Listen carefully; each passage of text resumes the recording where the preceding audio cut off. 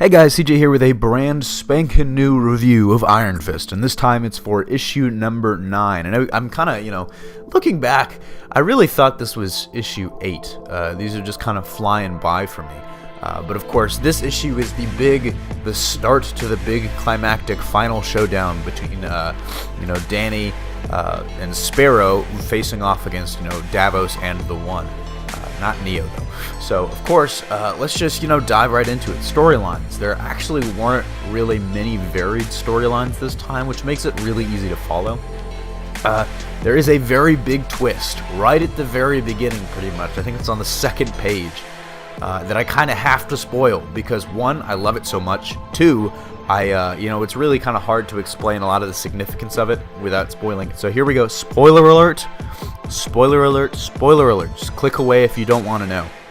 If you've been following this issue, this series, of course, you know of the character Fu. Well, it turns out that Fu is dead. Fu has been gone all along. Think Sixth Sense. Of course, in the beginning of this issue, we see his execution. He's kicked off a cliff by the people of Kunlun for abusing technology or some such bullshit crime.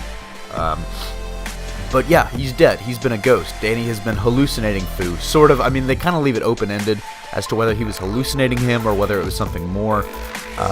But he also hallucinated the entire steampunk Iron Fist killing the Lord of Death and saving Mom thing, which really makes sense when you go back and think about it. I think especially the art style that Kyle Andrews used there in the black and white kind of might have been a good indication, perhaps. But it is just really cool. So this issue, essentially, beyond the spoilers, let's just, get into more of the story. This issue essentially begins what's sure to be a several issues long arc, and that's Danny's assault on the newly deformed Rand Tower and his newly deformed father. So we get a lot of crazy balls-to-the-wall action, of course, as we come to expect from this series, as Danny and Sparrow fight their way to the top of the tower, setting up for two big showdowns, actually, in the coming issues. First, Sparrow against Davos, the man who took our eyes, and Danny versus his father.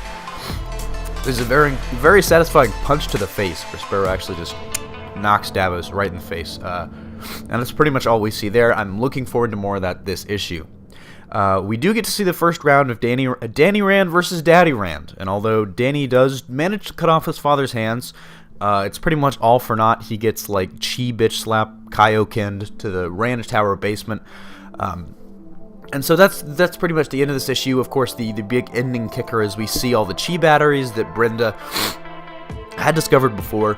And of course, he's got, because if you didn't remember, Daddy Rand has all the people of Kunlun and kind of like Matrix-style people pod batteries that's powering his chi energy.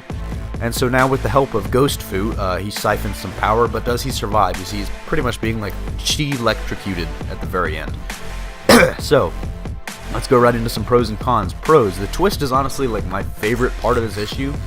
It really comes out of nowhere. I really have to go back and reread the last 5 issues or so to make sure that it actually kind of makes sense, because Sparrow apparently never talked to him. It is very Sixth Sensey.